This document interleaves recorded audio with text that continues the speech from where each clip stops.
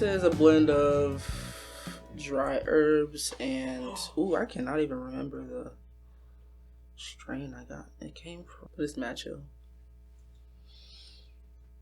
I also brought y'all a pack of them tea leaves that I love. That yeah. Love. Yeah. This tastes so... So what? Oh, lemon tree. That's what it's called. It's lemon tree. Citrus. But there's some lavender and rose in there. It's so good! Like, I'm like... Tasting it. It's like a stronger version of tea. Because you know how sometimes tea... I like that. Smoking tea. Smoke your tea. Yeah. Smoke your herbs. That's episode 1 title. Fun fact. Okay. Wait, really? Yeah, simple plug to Teresa from Tea Times. Word. Yeah, she came on there and we talked all about like how she started her business and why she loves herbs so much. Like she grows them. We had like met on the farm and stuff.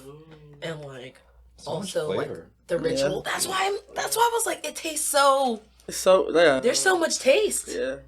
Like... I've been really into like curating blunts lately. Like I've got some CBD oil. Sometimes I'll soak my wraps in, and then I use different flavors, different herbs. Oh, I'm thinking when I get my garden up that maybe I'll like take those blunts to another level. How big's your garden? What's that? I want to see your garden. Yeah. It's pretty small, but it's nice. Taste something like sweet, like brown sugary kind of. Oh, I don't know. I don't know. Maybe I'm like tripping, but I taste all sorts of stuff in there, so I wouldn't be too surprised. It's giving a lot. Some kind of like desserty, like caramelly, like something. I ain't got that out. That one yet. We can cut that part out. No.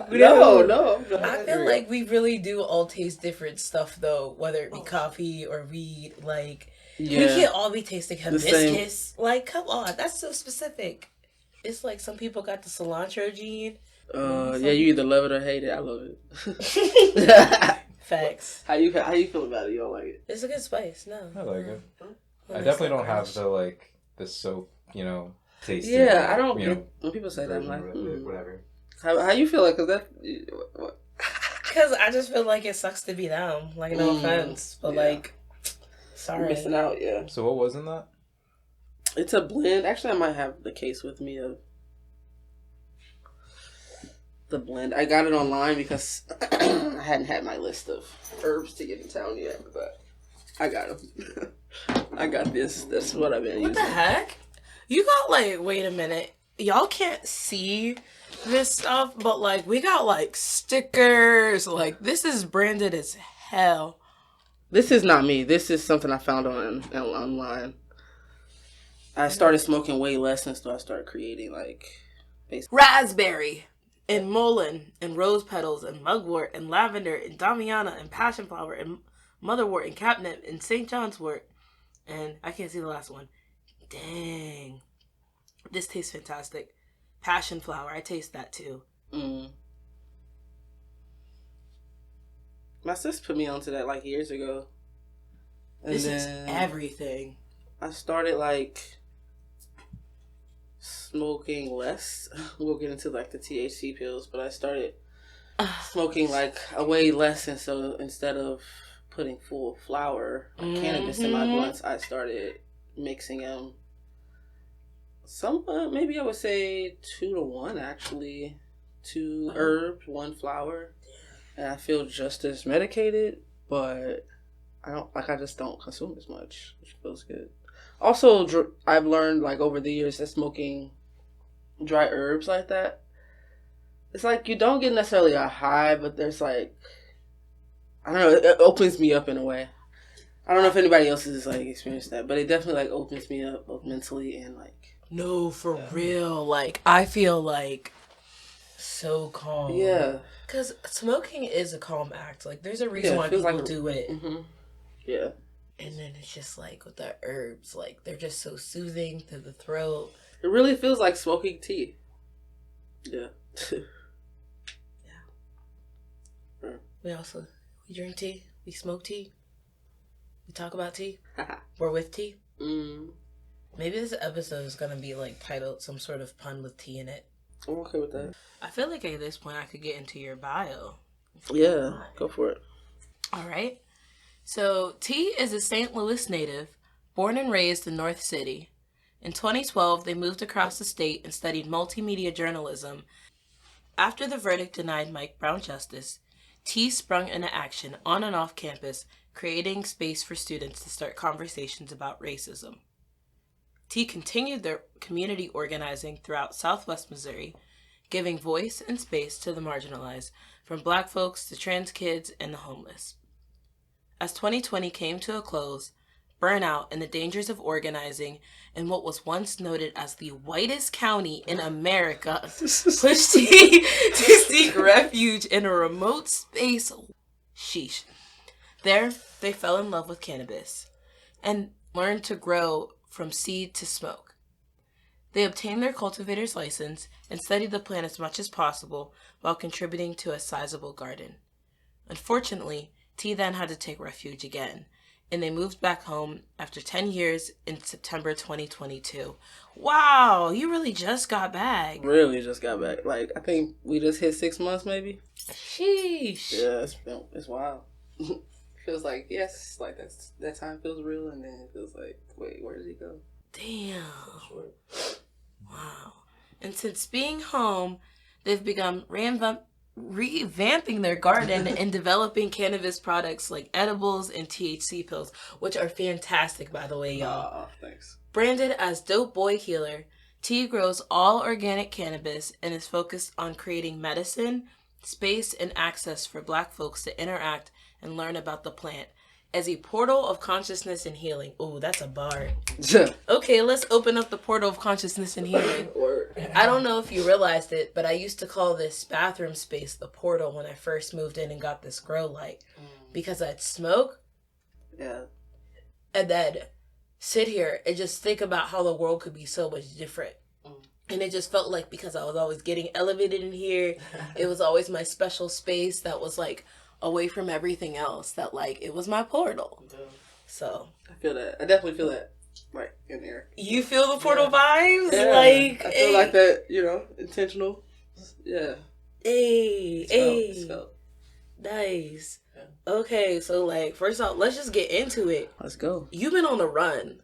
Like Harriet, like Bonnie and Clyde, like who else was on the run? Like Asada, like on the run, like Sha'Carri, Richardson, like. Okay. Yeah, it's been a journey. I don't know where to start, but I don't know. I think, like, even just in the 6 months, I think it's. The longer I've been away from it and, like, home, the more I've been able to realize, like, wow, I survived that. Yeah. For real. So just, I don't know, just very, very grateful for life and the opportunity to make impact in the space. So I'm grateful you're here. God-forsaken, it felt like. For real. For real. And, like, I guess, like, getting into your journey, like, when in your time, like, when did you first come in contact with the plant?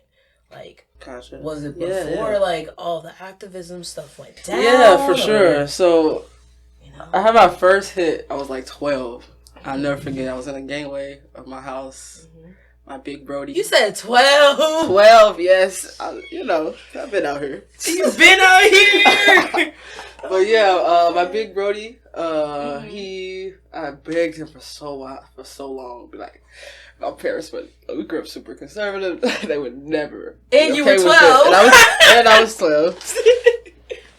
And he let me hit it. And I was like, I was choking, but you couldn't tell me shit. I was like, I'm that dude. But that was the first time I, like, came in contact with cannabis. Really didn't start smoking regularly until about sophomore year of high school, I would say. Okay. By that point, I was smoking, like, every day before school. Wow. If I couldn't get a hold to it, I went to Gateway.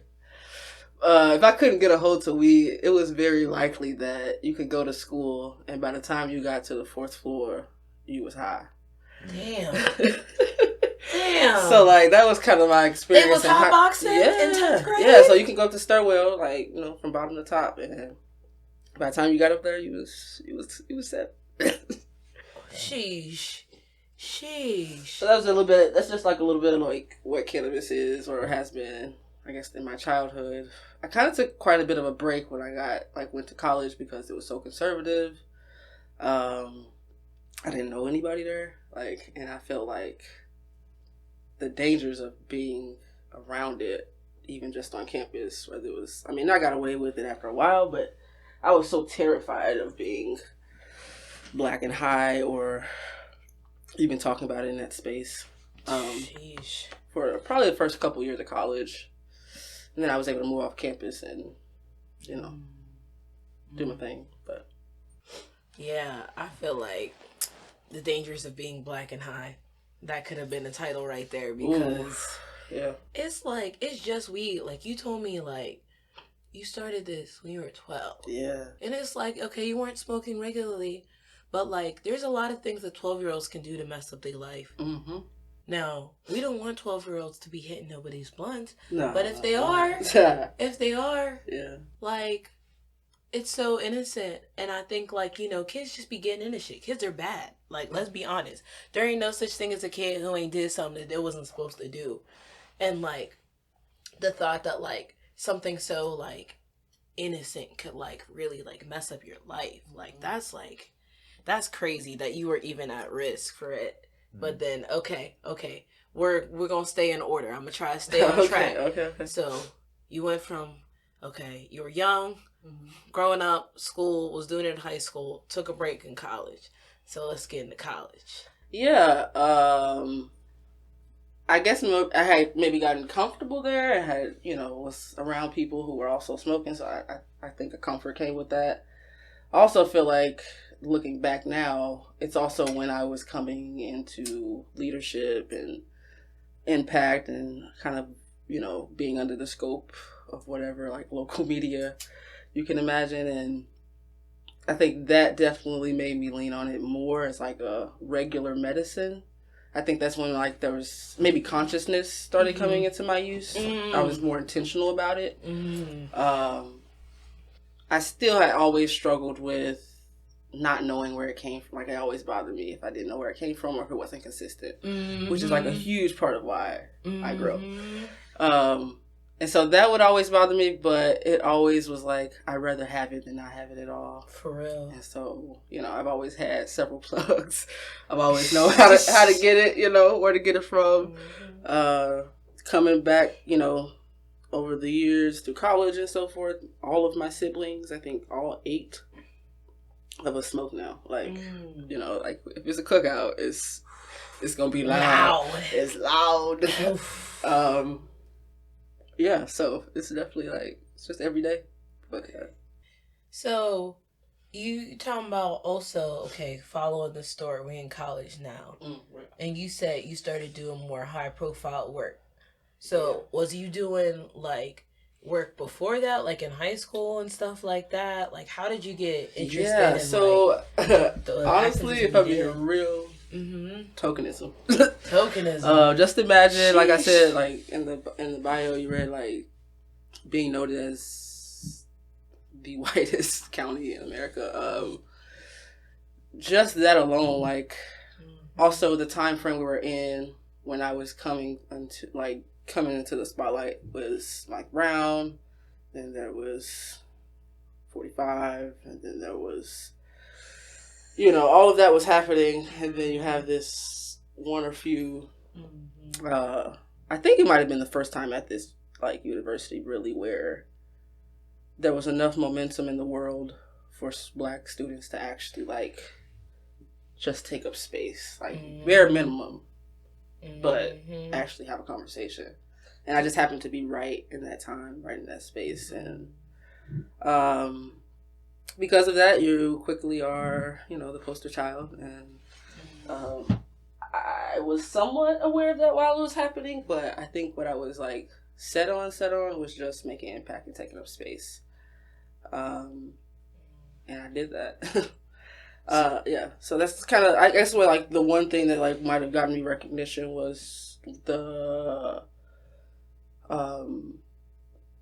when Mike Brown's verdict was declared, like that's what created, I think, a lot of fire in me to go back to campus. And what was happening in the city was that they were hosting a MLK march every year.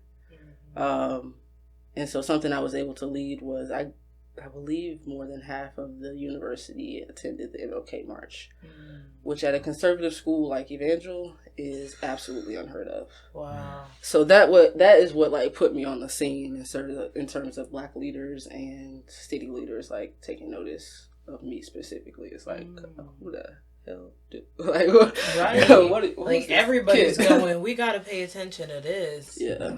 So that would kind of be like So you weren't expecting like any sort of no.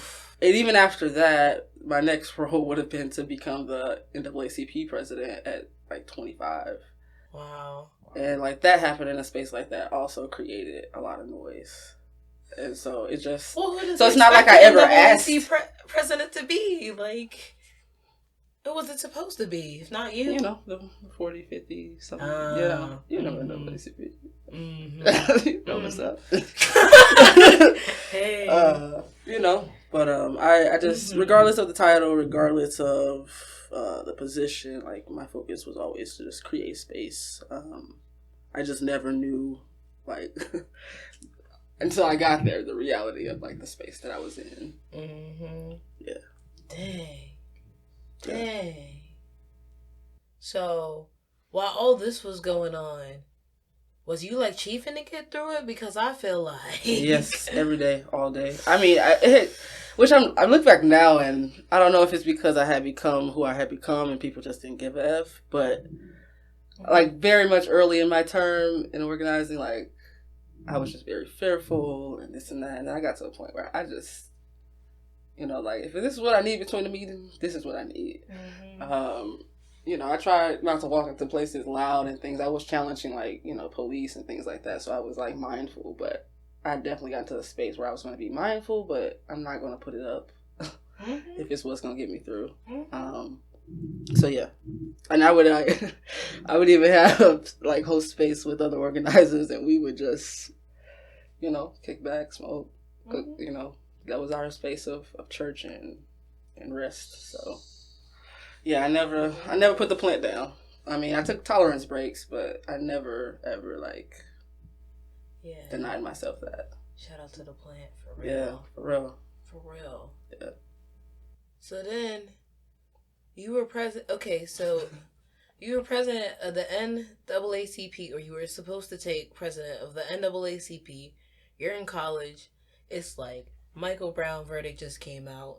Trump's doing Trump. And this is also the beginning of the pandemic, right? Yeah, so my term ended in 2020, like the end of 2020. Okay.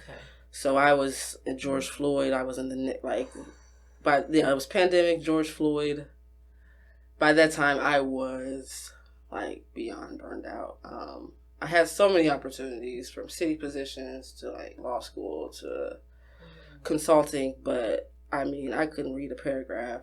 Like, my brain I was just a mess. Like, until I got really here, did I realize, like, how much I was in survival mode constantly. Like, I was followed a lot by cops. I was followed and harassed and blackmailed and blacklisted, and you live in that for like years, you know. Like, yeah, I served a 2-year term, but I organized in that city for 6 years. To do that, like, it takes it's a lot. Yeah, that's insane. Do you think that like a lot of people are aware of like the energy it takes to organize, like to like, you know, people see a protest and they see the people in the front leading it or whatever, and they kind of think like this is what's it, and don't like see all the background work. Like, no, it's what I think, like, I guess to do it all over again, like sustainability. Like, people don't think about that. And even being young, like, I would have been around, right, Mike Brown, I would have been like 22, 21. Wow. Like, that's young. I finished, 28, 29, like I was dead tired. I couldn't read. Like, that's not a state that you ever want to be in. And yes, I'm happy for the impact, but I definitely, like, wish I would have thought about the sustainability. Like, how am I taking care of myself? Do I have the community to to support me, like, to lean on? I didn't think about that. What do you think, like, do you think there's more ways that, like, as a society we can make it easier for organizers to sustain? Because I think it, self-care is critically important, but like you said, well, what if you had a community? Like, right. Yeah, definitely. Like, it's crucial. I don't think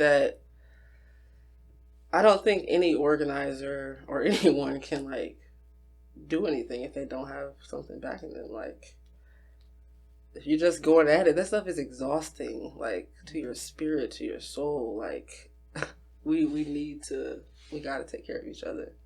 I think one of the biggest strengths for me was just finding funding. Like, I was working 2 jobs while I was president. Wow. Like, to think about that, it's like, wow. It wasn't a paid position. It was not a paid position.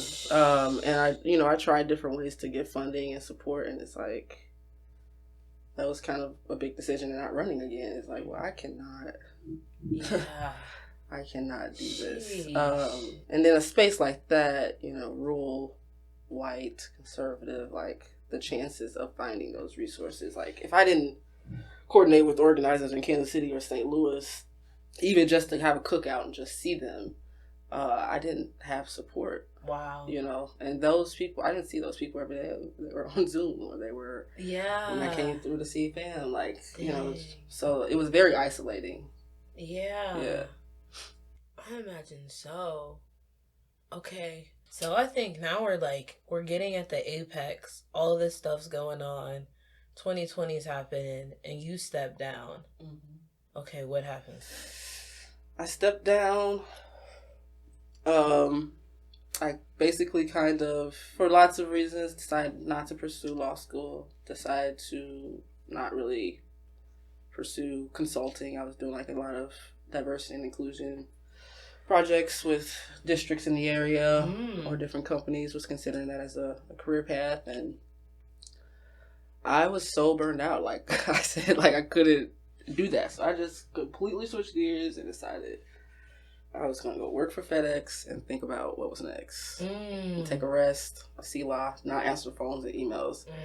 Like, also, just like a side note, I'm introverted. I love being by myself. I'll get to, like, being in the sticks and everything, but I love, like, leaving my house and nobody knows that I'm there or I'm gone.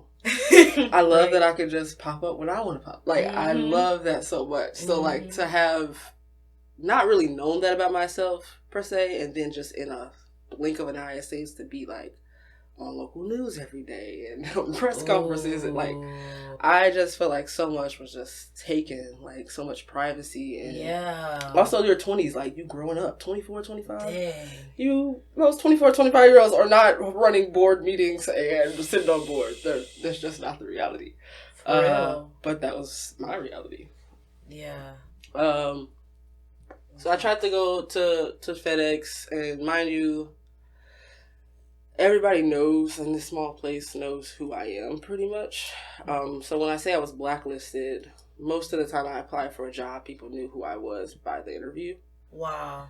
And that could be, most of the time it was a bad thing. I was either, like, super tokenized, or I was just not hired, harassed, whatever. And so that kind of is what ended kind of my space there. And so I kind of got into a point where I was like, I'm just going to do gig work, find out how to make money for myself, and heal.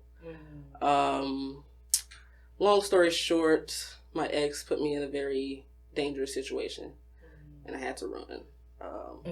At that time, I still was very much, I felt like, followed and so forth. Low-key profile, wasn't, like, in the media or anything, but I think just being there was just dangerous. So I ran like 20 miles west and like basically just couldn't work. Wow.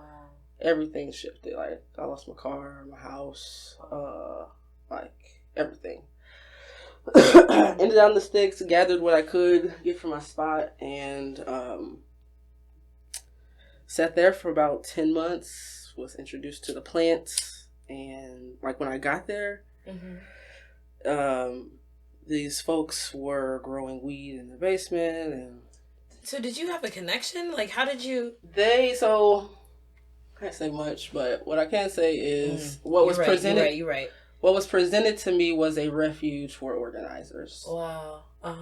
And also being from like in the just like the thick reality of what I was going through. I was being harassed and followed by cops. My white passing ex had like basically chased me out of my home. And so it just was not safe for my black ass to be, just out here. And so that costed me a lot financially. Like, I had to pay to get all these things organized. And to me, in terms of what was presented, it made more sense for me to just be still in the middle of nowhere than to be running around trying to figure out what's next. And knowing that my mental was not, I was taking psychedelics. We can talk about that. But I was taking psychedelics about the time I started FedEx because I could not sleep. I could not eat. Wow. My mental state was just that bad from surviving. And so by the time I had been chased out to the sticks, I needed to be still. I mean, I hated that these were some, old white progressive, I say that with air quotes, people, but to me it was just like in space. These are the only motherfuckers I gotta see. That's cool. There was dogs, there was goats. I could live on the land. I could grow like 60, 70, 80 plants at a time. Like, wow. I was like, yes, there was some trauma there, but I was living, like, sleeping under the stars, cooking outside, hunting. Like, I was like, this is what. See, Bear Gorilla ain't got shit on you. What you say? I said Bear Gorilla ain't got shit on you. Look, people be out there sticks fighting for their lives, not even just on some Survivor TV stuff. Like, yeah, it was. I learned so much. But when I got there, in terms of cannabis, so I remember crying so many times, like because of the wealth, like. These people were just growing it. They didn't know what they was doing. They was just growing it. When I got there, they had trash bags of trim. Right now, what you have before you, both my edibles, 4 pills, and Rice Krispie treats are all made from trim. I don't touch the flower. Like, it's the most crystallized part that's left over. They were throwing that stuff away. And a lot of people will buy them and fill them, with their pre-rolls and so forth. Here you go. I fill my pre-rolls with my best product, but, that's an easy sale for a lot of people. So when I got there, that's kind of the state of the garden. It was like a strain that they had found off the street, and they had done their best with it, but, not knowledgeable. And I'm like, okay. So when I got there, I sourced out plant, like seeds. I really was into sativas, which that's pretty much all I've grown until now. So you got there and you were like, y'all don't know, like, this is like a whole, like... It's an empire. This is an empire. Yeah, that's what I told them. This is an empire. This is a business operation. And they had the right person there. Right. Like, let's make money. If you can organize and run in those different spaces, man, you out in the farm with a bunch of weed plants. Yeah. So I just started right off. I just started concentrating. I was able to get, a THC reader. Pretty much unlimited resources, and I mean, we started recycle. Like, my goal was to recycle every part of the plant, and to this day, if it's not composted or it's not cooked in, like, it's used in some way. I make teas, I make all kinds of things. That's important to me. Every leaf that comes off is composted. So when you were out there, like, in the sticks, like. Was it like that, like you saw people using like every bit of what they had, or was it just like that was just something you picked up? No, that's just something I wanted to do. In fact, I feel like they were pretty wasteful. Which I think is like what like really vexed my spirit. It was just like this, especially to claim to be helping is like, how do you have all this land, say you're helping, and like you're hoarding the size of the city that was nearby, like they could live off of it. People could literally live off of it if they produced. And so like that just hurt me. It was just like, even the things that I was interested in, like hunting and things, weren't things that they were actually doing. It was just things that I had gotten into just by being out there. Or just things that I was, I'm going to learn this, okay? He didn't use it, but his son had, or one of his nephews had set up like basically a hideout where he can hunt deer on the land. Wow. And so I was like, yo, nah, I'm just gonna follow you. So Watch you do do that. Jerky and Yeah. Ooh. Your face. Are you excited or are you like, wait? No, I like deer jerky. Okay, yeah. Like I'm from Pennsylvania, so we have an overpopulation of deer. So people hunting deer is like common and like a good thing because then people like eat it and use it and it's not like weird or anything like that. Cool. Yeah. I'll sit this down. Yeah, it's okay. I'm rolling up more. Oh, word. I'm feeling good. It's a podcast. Like we have to keep the smoke. We have to keep the smoke. But I don't want to glance over the fact that like you've mentioned multiple points of like encountering violence like in your journey. Like violence that was like you didn't deserve, you didn't expect, and it was also like you were like in your youth. So like how that just like does so much to marginalized folk. Like I feel like we can't gloss over that because Lord, like it's just something that I don't know. I don't even know if I have words to like comfort, but just to just say like this really like this is reality. Like that's ass. Yeah. Like that's ass. Like it's a part of so many of our stories. Like it's insane. Yeah. It's normalized. Yeah. I think that's been the biggest like takeaway for me is just like how much we've normalized surviving, how much we've normalized pain and suffering, and really like when it comes to self-healing and choosing self, like is this sustainable? Like what is it doing? What am I paying? What am I sacrificing in the process of this? And it doesn't mean that the work doesn't need to be done, but how are we gonna frame it? How are we gonna go about it? For real. Yeah. For real. And then, I found plants and that's my way. You know what? I think that's like something I'm starting to notice is like, I don't know, a lot of people who do good work for the world smoke a lot of weed or will ingest or farm or garden or just be into plants. I mean, not even just marijuana plants, just any type of plants. That's the heal. Like, I don't know. I feel like I was able to build a relationship. Like that's what growing is to me. It's like I mean, we would like leave music on. I still do this. Leave music on for the plants. Like they talk to them. Yeah. Like I really like. I be like my ladies and my babies. Like no, for real. It's like, for real. It's a real relationship. And when I study them, like I used seeing the strain profile. Like I take a week with every strain after it's done, and like that's all I smoke or ingest. And I build a relationship with with that strain, so that I'm able to communicate that with clients and so forth. But it's a relationship. We're also interconnected, like us and plants. Like that stuff is like crazy. Yeah. So let's continue this story. You was out there in the boonies, growing, operating, like driving tractors. That was so fun. You was not driving tractors like a weed farmer in the sticks driving tractors. So on this land we had like basically the water. It was like a well system, if you know what that is. And so we had to feed the fire, like it was a stove to keep the water hot. Yeah, so you had to gather heat, gather wood. And so on 40 acres, you can imagine there's lots of trees. And so we would go gather the dead trees or knock down trees that were dying. And so we often used a loader or a tractor to do that. And so it was pretty fucking amazing. I love it. You sound like you're ready to give after the sticks now.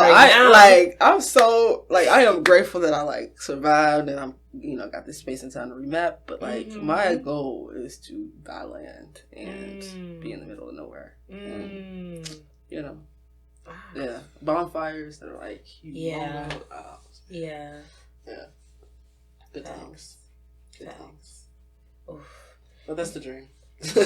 Growing what you eat. Do you grow anything besides weed? Not right now, but I did have a chance to like get into that a little bit out there. Growing peppers and like produce and things like that. I really enjoyed that. I want to get back to that as well. But no, not right now. Food off the land just be tasty. It's so much better. So much better. So much better. So when you was out there, was you eating like stuff that other people grew? Or they have grocery stores? Yeah, we did. We got to a point, they had grocery stores. But like, the way that I feel like we shopped and it was just like fresh. Like, we bought what we wanted that day or that week. Wow. Yeah, especially when it came to like the proteins. Produce, by the time, if it was warm, I was usually, even if they weren't operating off some type of community garden system with the people that I built relationships with before, and then later on we were able to swap different things, in season. So yeah, I tried as much to like eat off the land. Yeah. I love a good community garden. And then I feel like you've talked a good bit also about like healing with the plant and with food and with growing. Yeah. So are there other healing modalities that you use? I think I mentioned psychedelics earlier. Oh yeah. Let's double back. Yeah, so I don't know. I've always been like, I'm gonna try anything. Like, as far as psychedelics and natural things anyway, like I'm definitely down and open. I look at them as a portal. If anything comes from the earth for me, it's a portal to be closer to creation, to God, universe. And so that's just kind of how I view psychedelics. Anyways, I had a good friend who, dear friend who like was basically like I call him my bodyguard. Real friend who like helped me through all of that, and he had a lot of experience with psychedelics, and so I asked him to like do my first trip like with him. I think it was acid. Yeah, we did acid. So you had a whole guide. Yeah, and so we went out to his grandpa's land, like way like probably more off grid than where I was, and just tripped like in nature. It was so awesome. Like, it was hot, but it was so nice. And that was my first experience. And then I noticed I was able to sleep, and I gained a little bit of appetite back. And some of these things I hadn't even realized that, like, were bothering me or were symptoms of, like, being so traumatized. And once I realized it was doing that for me, I was just like, okay, I never stopped weed or anything, but I was like, I gotta keep doing this. Right, another medicine. It was like, I just felt like a sense of sanity that I just had not, and calmness that I just had not experienced in a while. And so, since then on, I started experimenting with, I would say I am definitely an acid head, like, by far. Like, that is my choice, which is interesting. I feel like that's definitely required. Like, most people are like, that's too much. Like, how the hell do you stay high for 12 hours and are okay? I'm like, I don't know. It's just amazing. So, yeah, I mean, I had gotten to the point, I think I could maintain about a trip every month. If I was like, when I first got back here and coming up like away, I was tripping like every week.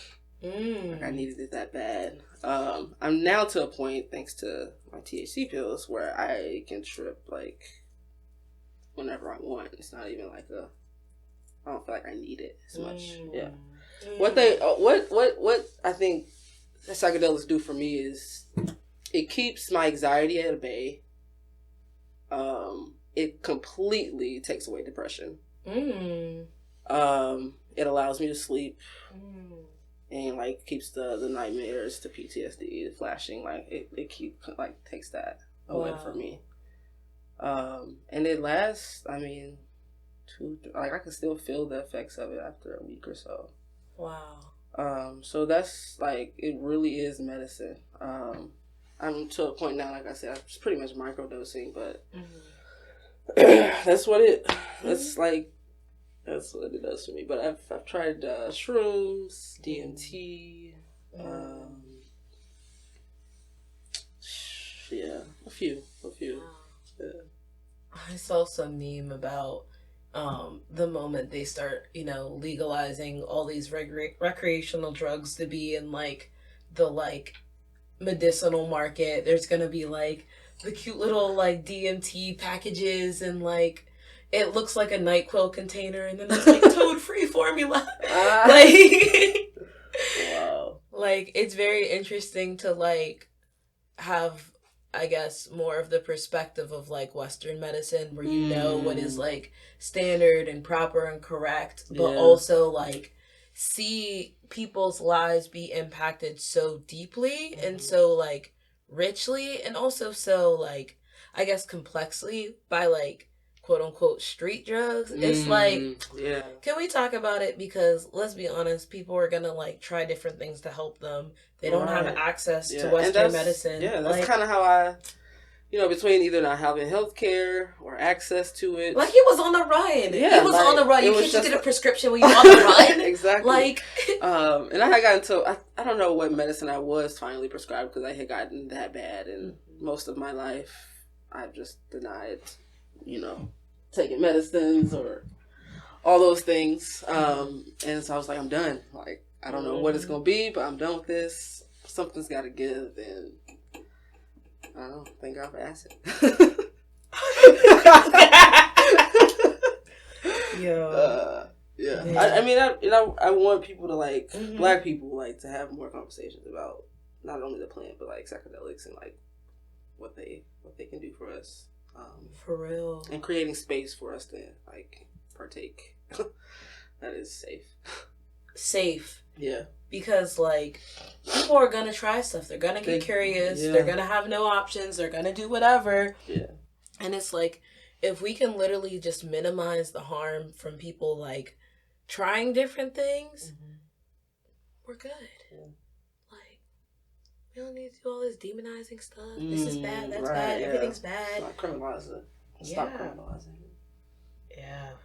Speaking of criminalized, all right, so, you're St. Louis born and raised, and legal mode just passed. We went recreational. It's been a big deal. They started doing sales this last week. Yeah. I guess as somebody who is not only tapped into the legacy market, but also a licensed cultivator. Yeah.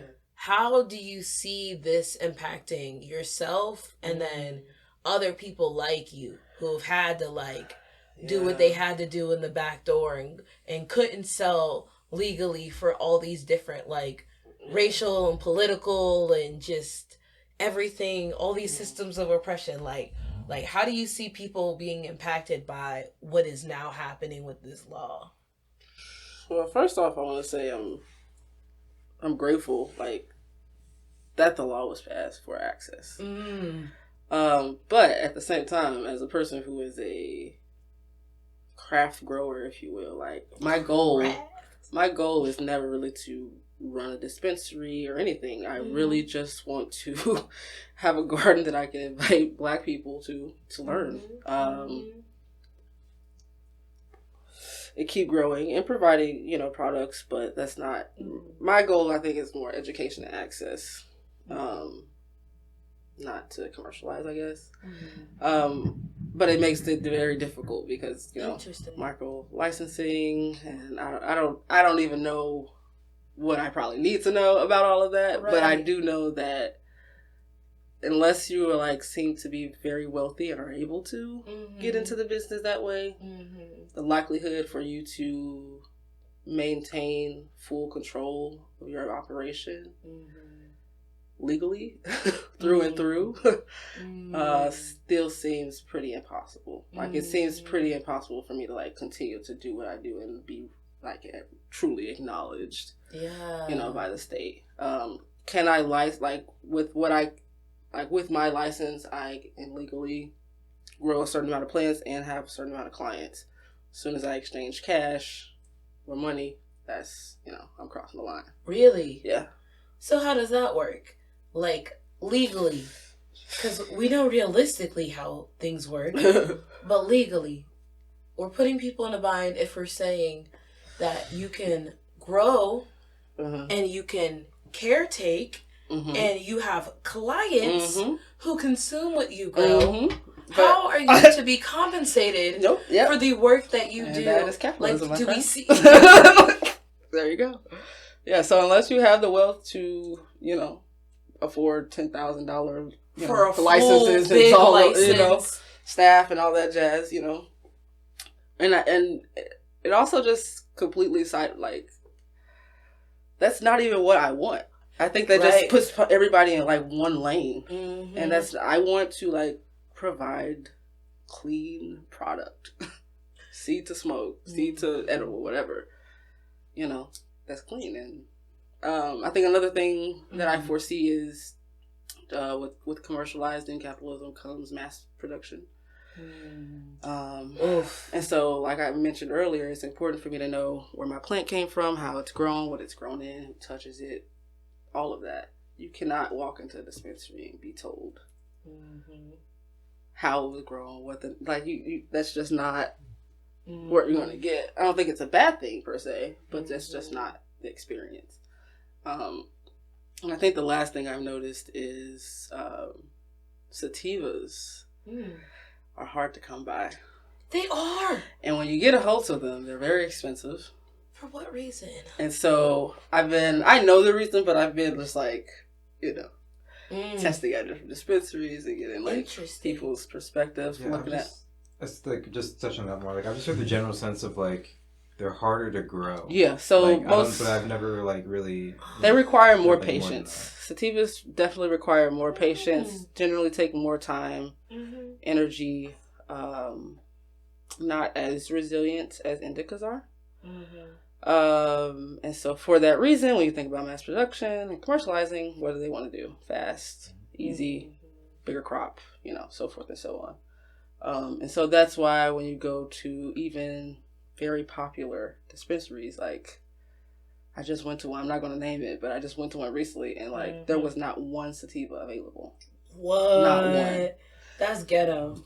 That makes sense. Yeah. So which I think creates a market for someone like me who loves sativas, loves growing sativas. I can see myself selling to a dispensary per se. I don't want to run one, but I would like to be able to provide that for people who enjoy that's mainly, I would say 75% of the time. That's what I choose to smoke as a sativa. Same. So ain't nobody trying to be asleep all day. Yeah, I don't like to be sedated. I want to be medicated. For real. And so that's why I like sativas. But yeah, definitely requires some patience. So that's why you won't see them in the dispensaries like that. Yeah, and then I think now is a good time to transition into your many. What do you call it? Creations? Creations. What do you mean? You got what I've created. Yeah. I don't know what's the word for it. So your goods, your craft goods. What do you call them? Long story short, I told you guys that I basically create all of this from trim. I was not able to recover a lot of I told you I was growing pounds. But what I was able to recover a fraction of that. What I was able to recover was a lot of the trim. They didn't know what to do with it or how to use it, so I was able to recover quite a bit of it. My sister is, I call her a chef by trade, but she, basically I hired her to decarb and do recipe development and specifically figure out what fats, what oils mesh best with cannabis, what extracts the most. And so that's when I started playing around with the oils, recipes. Y'all over there running a whole. And so that's why you get the Rice Krispie treats. This is her love. This is her. They are so cute. And then I wanted to make capsules because I just wanted to create something that was very clean, non-smoking, organic, and I was like, well, if this oil is great Branded. If the oil is greater than Rice Krispies, then I'm gonna try capsules. And so I found some vegan capsules that are like great to hold oil. And when my sister processes the oil and the cannabis, I know exactly. She tests exactly the milligram to the milliliter. And so I've been able to create capsules at 3 milligram, 6 milligram, and 12 milligram. Okay. And for me personally, I started taking these regularly, like as a vitamin around Christmas. No depression. Appetite is maintained. It's kind of replaced. It's like almost, I feel like it's kind of doing what the psychedelics do for me. But it's like way less, if that makes sense. Yeah. I smoke less than half. Like I used to smoke like 6 blunts, like full blunts a day. Now I smoke like 2 blunts with herbs in them. Wow. It's like just changed my life. You know, I don't want to be like gassing, but like it's really like Gasso. shit. I don't know. It's worse than worse. It's microdosing for real, and it's clean, and I feel like it does what it needs to do. Yeah. It's always good to like figure out like what works for you. Yeah, and that's kind of what I want to provide to people. It's just opportunity to, you know, medicate according to what you need. Fire. Yeah. You have any advice to somebody who's like maybe just trying to like think about their relationship with cannabis and like how they can use it to like heal? Because I think a lot of us, you know, might be in the plant and around the plant, and we might even smoke the plant a little bit here and there, but we're still scared of it. So what advice do you have to someone who's like, I kind of want to consider this like a regular thing, but I don't want to get like too into it? Like, that's a good question. Say move at your pace. Like, don't consume or think about it based on what other people are doing, like what's expected, you know. Facts. And be intentional. I think the biggest thing for me is be intentional. Like, to me, that's the greatest honor to the plant. Is be intentional.